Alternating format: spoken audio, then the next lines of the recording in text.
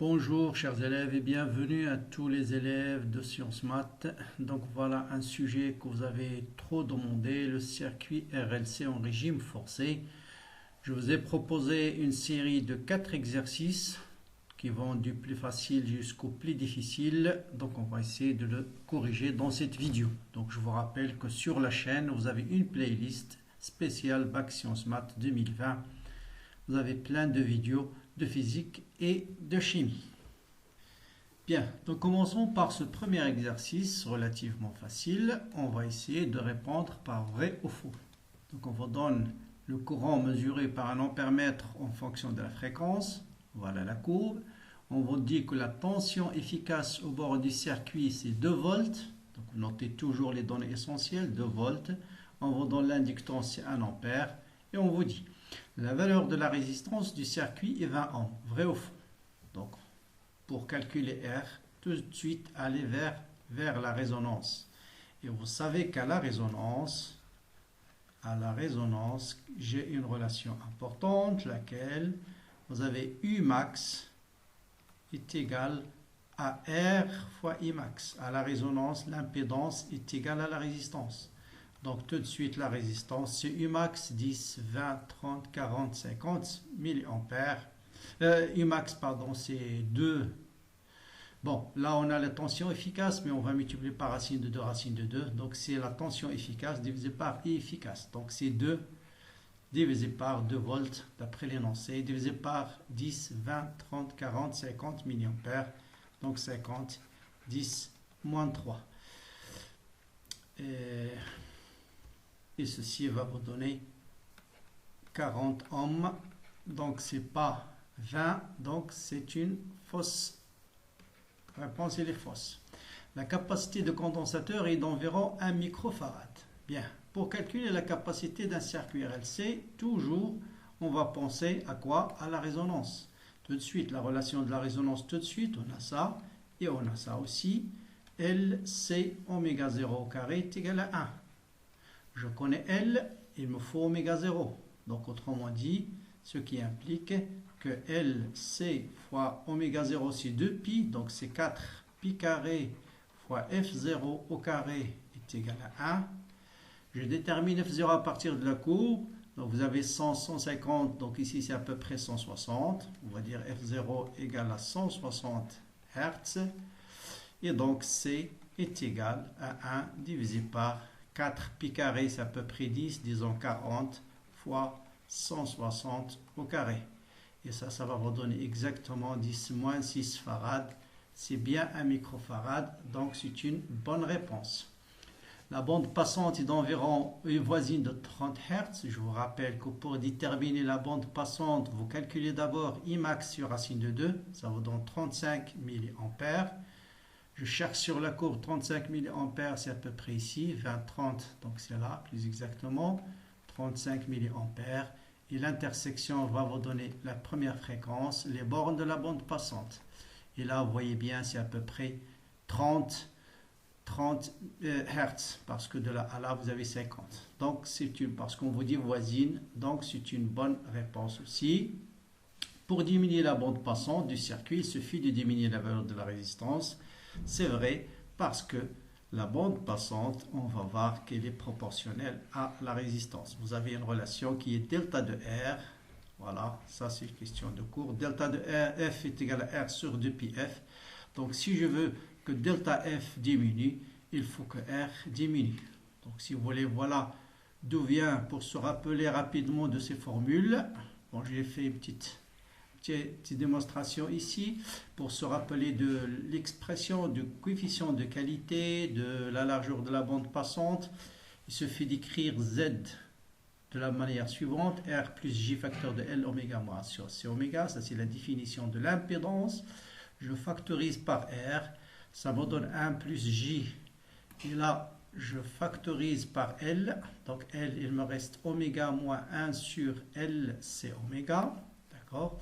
Ensuite, je remplace, je sais que LC oméga 0K égale à 1, donc R facteur de 1 plus J sur LR oméga 1 sur LC, c'est 1 sur oméga 0 au carré. c'est oméga 0 au carré, donc oméga 0 au carré sur oméga, je factorise par oméga 0, il me reste oméga sur oméga 0 moins oméga 0 sur oméga. Vous voyez, U moins 1 sur U.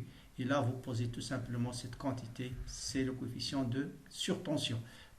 Pardon, est égal à L oméga 0 sur R, ou bien 2pi L F0 sur R, ou bien F0 sur R sur 2pi L, qu'on note F0 sur delta F. Donc avec delta de F, c'est R sur 2pi L. Mais là, c'est des choses qu'on ne vous demande pas certainement dans l'examen de démontrer, mais juste de connaître les formules. Donc voilà pour le premier exercice. Donc passons au deuxième, là aussi relativement simple. On vous dit un dipôle RLC 10,9 farad, toujours noter le résultat essentiel. L est égal à 1 Henry, alimenté par une tension. Donc tout de suite, Umax égale à 10 volts. Donc 10, voilà. Quelle est la fréquence propre de ce dipôle? Bon, là, on va essayer de répondre tout de suite. La fréquence propre, c'est-à-dire la fréquence de résonance, c'est LC oméga 0 au carré est égal à 1, bien LC fois 4, pi carré F0 au carré est égal à 1, donc F0, bien N0 sur 1 sur L4 pi carré fois C. Donc on connaît C, on connaît L, 4 pi carré c'est 10, ça vous donne 5 kHz. Lorsque la fréquence de résonance est égale à la fréquence propre, c'est-à-dire on est à la résonance. Vous voyez toujours, on me pose des questions autour de la résonance ou autour de la bande passante. La valeur maximale, c'est 1 ampère. On vous dit à la résonance Imax égale à 1 ampère, quelle est la résistance? Bon, comme tout à l'heure, il suffit d'écrire qu'à la résonance, vous avez UM égale à R fois IM, donc R est égal à UM sur IM. Faites attention juste aux unités, 1 mA c'est 10 moins 3 ampères. Ça vous donne 10 puissance 4 ohms. Bien, ensuite on vous dit le facteur de qualité est 4,45, déduire la valeur de la bande passante, c'est la relation que j'ai donnée tout à l'heure. Donc vous connaissez que le facteur de qualité, il a plusieurs expressions, soit F0 sur delta de F, et c'est celle-là qu'on va utiliser, ou bien UC max sur Umax à la résonance. Donc puisqu'on connaît F0, je connais Q, donc je peux déterminer delta de F, c'est F0 sur le facteur de qualité, et ça vous donne une bande passante à peu près de 1 kHz, 1123 Hz. Enfin, la puissance fournie au dipôle par le générateur, toujours à la fréquence propre. Bon, je connais l'expression de la puissance, c'est U efficace fois I efficace cosinus phi. À la résonance, la tension et le courant sont en phase, ça veut dire le déphasage phi égale à 0. Donc cosinus phi égale à 1. Donc ça me donne juste U efficace fois I efficace. Et ça me donne 10 moins 3 watts ou bien 5 milliwatts. Donc voilà pour le deuxième exercice. Son troisième, donc là c'est l'exercice 3.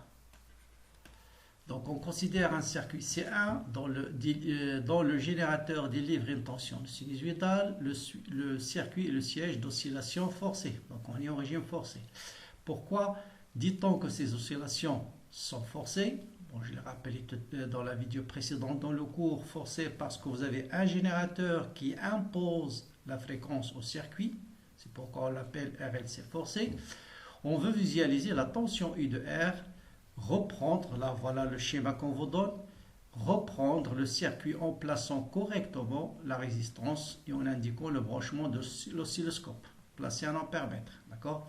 On veut mesurer en même temps U de R et la tension du GPF. Bon, si je mets la masse ici, si je mets par exemple ça vers l'entrée 1, et là, vers l'entrée 2, je vais mesurer juste la tension au bord du GPF et la tension de la bobine. Donc, vous voyez bien, il faut que j'invertisse les positions de la bobine et de la résistance.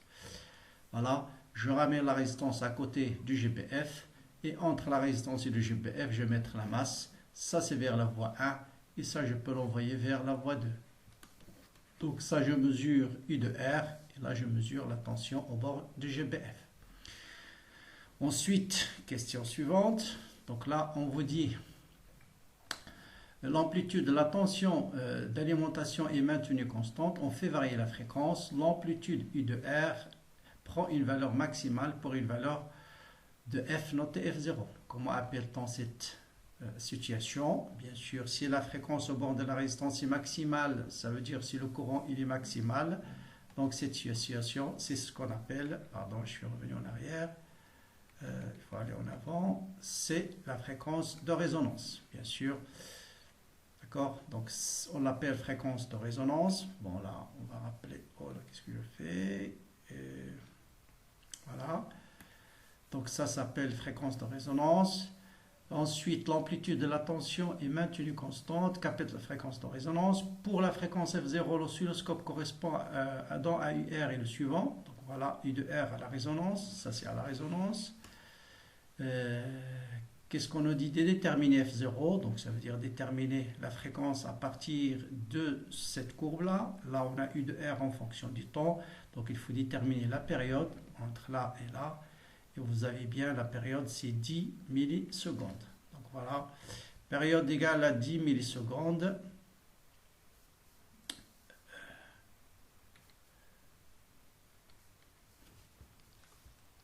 Donc voilà, période égale à 10 millisecondes. Pardon, voilà, elle est là, période égale à 10 millisecondes. Donc la fréquence, c'est 1 sur la période, c'est 100 Hz. Bien. Question suivante. Question suivante. On vous dit l'ampèremètre indique 2 mA pour cette fréquence F0. Cette valeur correspond-il à l'intensité maximale, instantanée ou efficace? Bien sûr, vous savez qu'un ampèremètre mesure l'intensité efficace. Donc 2 mA c'est l'intensité efficace. Pour calculer pour cette fréquence l'impédance du circuit. Donc on sait que pour cette fréquence, l'impédance c'est la valeur de la résistance. Donc, voilà, on connaît Imax, c'est I efficace racine de 2. Donc, l'ampèremètre nous donne la valeur efficace. Et donc, on va déterminer l'intensité maximale. Et si je connais l'intensité maximale, à partir de UR max, qui est elle donnée par l'oscilloscope, donc c'est la valeur maximale. Donc, voilà, l'oscilloscope mesure cette valeur, c'est la valeur maximale. Donc, je dois déterminer la résistance. Or, la résistance, c'est, donc vous avez à la résonance comme tout à l'heure, à la résonance, vous avez R est égal à UR max, U max sur I max. Donc, UR max, donc là, vous avez la tension au bord de la résistance, c'est R fois I max, d'accord? Donc, or, je peux déterminer à partir de la courbe UR max, I max, je l'ai déterminé tout à l'heure d'après la valeur de l'ampèremètre en multipliant par racine de 2. Donc voilà la valeur de la résistance. Voilà, on va passer maintenant au problème. Un peu difficile, c'est un problème de baccalauréat. On va dire au cours d'une séance de travaux pratiques, deux groupes d'élèves se proposent d'étudier expérimentalement un circuit RLC en régime forcé. Donc on va l'étudier de deux manières différentes. Le premier groupe, 1. Qu'est-ce qu'il va faire? Il réalise un circuit électrique comportant en série un conducteur ohmique de 150 ohms, un condensateur de capacité C inconnue, une bobine de 1 Henry et une résistance négligeable qui délivre une tension U égale à 2 sinus oméga t plus phi. Donc U est égal, celui-là c'est en plus, donc ça veut dire Imax égale à 2 volts. De pulsation oméga variable et de valeur efficace U. Constante. Ah, donc c'est... Non, je crois ici, voilà, donc là c'est, on le note, U de T c'est 2 fois U sinus oméga T plus phi U. U c'est ce qu'on appelle la tension efficace. Le courant traversant le circuit c'est 2 fois I sinus oméga T plus phi I. Voilà. Un oscilloscope, donc c'est U la tension efficace, ça doit être ici racine de 2. Donc ça doit être un racine de 2 qui manque ici et un racine de 2 certainement qui manque là. Pour que ce soit Imax, voilà, Imax est égal à tension efficace fois racine de 2. Un oscilloscope branché de manière à visualiser la tension I de T au bord du générateur et la tension au bord de la résistance. Voilà la sensibilité horizontale, voilà la sensibilité verticale. On vous dit schématiser le circuit et le branchement de l'oscilloscope. Pour une certaine fréquence, on obtient les courbes ci-dessous. Voilà. Montrer que C1 représente la tension au bord du GBF. Déterminer la fréquence N des tensions I de R et I de T l'impédance du circuit à cette fréquence ainsi que le déphasage. Delta phi égale à phi U moins phi. Donc là, on va étudier le circuit, non pas à la résonance, mais à une fréquence donnée où le déphasage est non nul. Voilà pour le premier groupe. Donc tout va être déterminé à partir de cette courbe. Le deuxième groupe souhaite construire point par point la courbe IM, intensité maximale, en fonction de la fréquence, où IM représente l'intensité maximale, ce qui mesure l'oscilloscope. N est la fréquence imposée par le GBF. Elle monte en série une résistance R', et donc ils ont changé les dipôles, ils vont prendre R' et L' égale à 1, et une capacité C'. Au bord de la portion du circuit insérialisé, ils appliquent une tension sinusoïdale I de T de fréquence N, d'amplitude et M max maintenue constante. Là, par contre, 4, c'est la tension maximale, parce que vous avez 4 sinus oméga NT. Des mesures et des calculs de l'intensité max du courant dans le circuit en fonction de N de la tension permettent de tracer. Donc là, ils ont tracé cette courbe point par point. Ils ont tracé I max en fonction de la fréquence. Déterminer graphiquement la fréquence de résonance. Déterminer à l'aide de cette courbe les valeurs de R', C', calculer le facteur de qualité, exprimer les tensions I de C au bord du condensateur en fonction de U. Voilà les deux questions un peu difficiles. Et ensuite, la tension I de C prend la valeur maximale pour une fréquence NR qui est différente de la fréquence de résonance. Vous voyez que la tension au bord de la résistance ou bien le courant, c'est la même chose, il est maximal à la résonance. Par contre, à la résonance, la tension au bord du condensateur n'est pas à sa valeur maximale. Il atteint sa valeur maximale à une fréquence qui est différente de N0. Calculez sa valeur. Bien, j'espère que vous avez bien travaillé cet exercice. Donc, on va aborder la solution. Bien, donc le montage, comme tout à l'heure, il suffit de mettre la masse entre la résistance et le GPF. Comme ça, vous allez voir ici voie A, voie B, ici voie A. Et cette tension, c'est la tension au bord du GPF. Celle-là, c'est la tension au bord de la résistance. Pour cette fréquence, on obtient la courbe suivante. Donc, on nous dit de vérifier ou bien de justifier pourquoi C1, c'est la tension qui représente celle fournie par le GPF. Pour répondre, posez-vous la question, comment? Je dois montrer que la tension au bord du GBF a une amplitude maximale supérieure à l'amplitude au bord de la résistance. Eh bien, il suffit d'écrire les relations. Vous savez que Z, c'est R carré plus L oméga moins 1 sur C oméga au carré. On a donc Z est supérieur à R, quelle que soit la valeur de oméga, parce que cette valeur, elle est positive. Or, vous avez la tension au bord du GBF, c'est Z fois I. Au bord de la résistance, c'est R fois I. Donc, vous voyez bien, puisque Z est supérieur à R, à chaque instant, je vais avoir Umax, l'amplitude maximale de la tension du GBF doit être supérieure à celle de la résistance. Donc, la courbe C1, c'est la courbe qui va être attribuée à la tension au bord du GBF. Donc, voilà une question intéressante. Bien. Maintenant, déterminer la fréquence. Bon, la fréquence, c'est facile, il suffit de déterminer la période. Donc, la période, vous voyez bien ici dans le schéma, on n'a pas une période, mais je vais déterminer la moitié d'une période, entre le maximum et le minimum. J'ai combien? 1, 2, 3, 4 carreaux, sachant qu'un carreau correspond à 1 milliseconde, donc je peux déterminer T sur 2, c'est 4, 10 moins 3 secondes, donc ça fait T égale à 8, 10 moins 3 secondes. Si je connais la période, je peux déterminer la fréquence, c'est 1 sur T, et ça me donne une fréquence de 125 Hz. Bien. Maintenant, je vais déterminer l'impédance à cette fréquence-là. D'accord? Donc l'impédance. Comment on détermine l'impédance? Bien, je connais toujours que UM, c'est Z fois IM, donc ça c'est valable quelle que soit la fréquence. C'est uniquement à la résonance que Z égale à R, mais à une fréquence différente, vous avez Z, c'est Umax sur Imax. Bon, à partir de la courbe, je dois déterminer Umax et Imax, parce que ça, c'est la tension au bord du GBF. Ça, c'est la tension au bord de la résistance. Donc, je peux déterminer UR max. Et donc, la façon la plus simple, c'est déterminer d'abord 2 fois Umax, de là à là, du maximum jusqu'au minimum. Donc, ça fait combien? 1, 2, 3, 4, 5, 6, 7, 8 carreaux. Donc 2 fois Umax est égal à 8 carreaux, sachant qu'un carreau correspond à 1 volt, donc ça vous donne 8 volts. Voilà, et la même chose pour la résistance. 4 fois 2 fois UR max égale à 4 carreaux, donc 4 volts. Donc je vais faire le rapport tout de suite.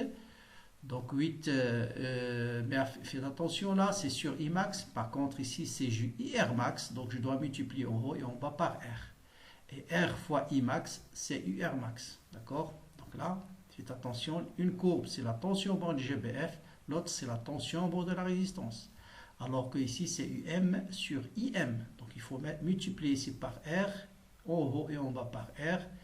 Et je vais avoir Umax sur R max qui est 4 sur 2 fois la résistance et ça me donne 300 ohms.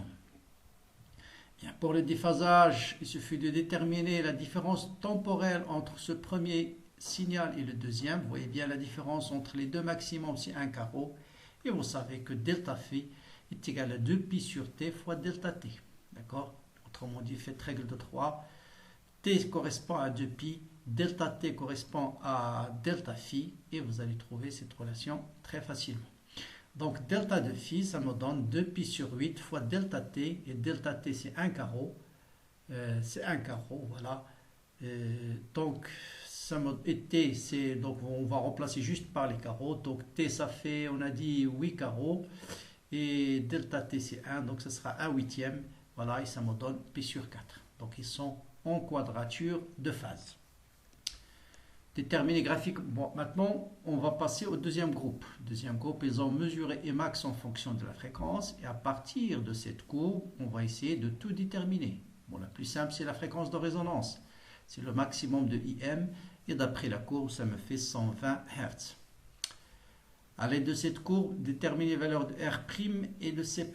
Donc là, il faut faire attention. Donc là, il faut faire toujours écrire les données. On me donne U de t, c'est 4 sinus de pi nt. Donc je peux déterminer Umax. C'est 4. Et Imax, je le détermine à partir de cette courbe. Donc si je connais Imax, je peux déterminer R', c'est UM sur IM à la résonance. Bien sûr, c'est à la résonance où on a Z est égal à R'. Donc voilà, R' égale à 200. Maintenant, je connais la fréquence de résonance, je connais R'. Et je connais la fréquence de résonance, donc je peux déterminer la relation de résonance. Je peux déterminer, d'après la relation LC' oméga carré égale à 1, je remplace oméga par 2pi fois n0, donc ça me donne 4 pi carré n0 carré égale à 1.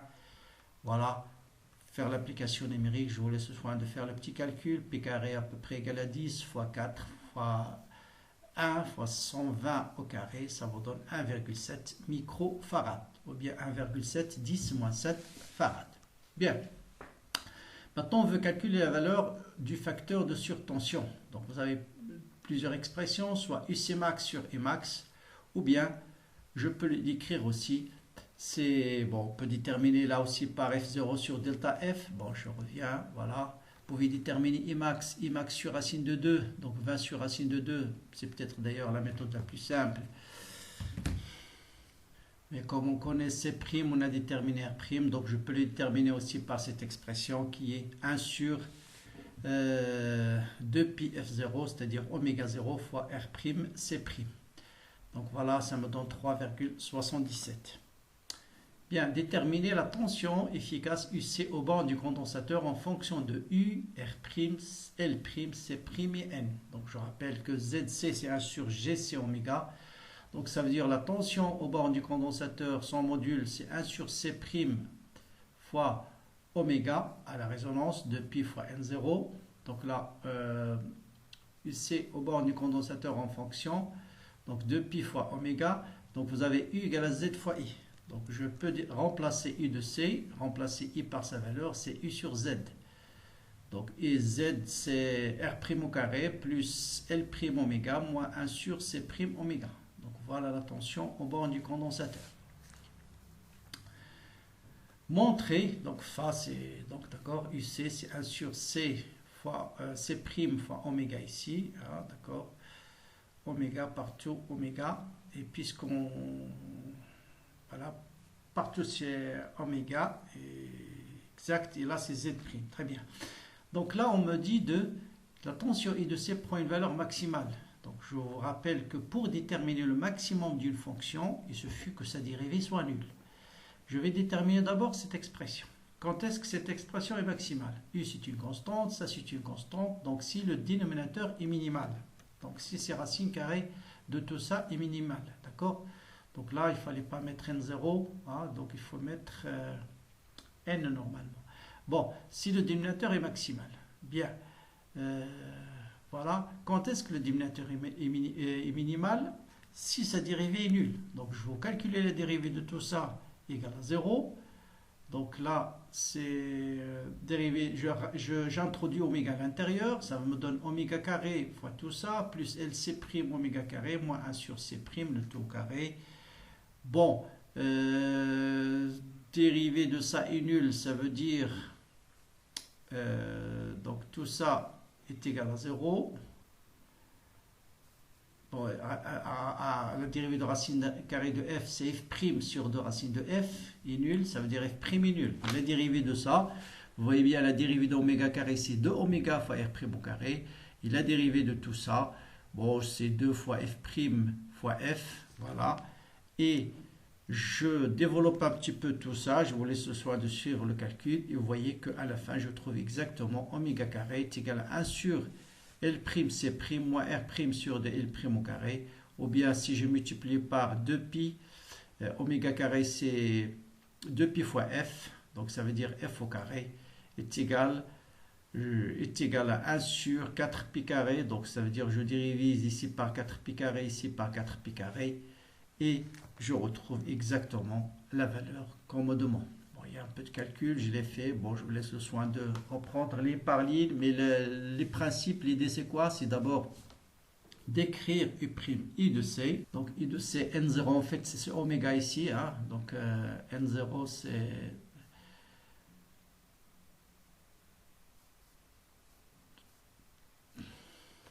Donc je répète à partir de là, d'accord, ici c'est ZU de C, c'est 1 sur C', 2pi fois F, bon vous oubliez le 0 ici, 2pi fois F, donc voilà U de C, c'est 1 sur C', 2pi fois F, U sur Z, bon Z c'est R au carré, R' au carré plus L' oméga moins 1 sur C' oméga.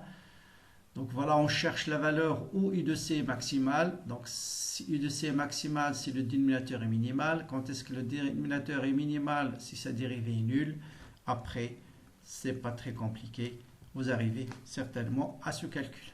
Bon, calcule la valeur de NR. Bon, vous avez tout. Je vous fais l'application numérique et je trouve 1174,9 Hz. Donc voilà un peu pour cet exercice. Bon, la deuxième partie relativement difficile, mais en feuilletant tous les anciens concours, tous les anciens baccalauréats de sciences maths, en général, ça tourne autour de la valeur de Z, la valeur de R à la résonance, savoir bien appliquer les relations de la résonance, calculer le facteur de surtension et la largeur, la valeur de la bande passante. Voilà, bon courage et à bientôt pour la suite.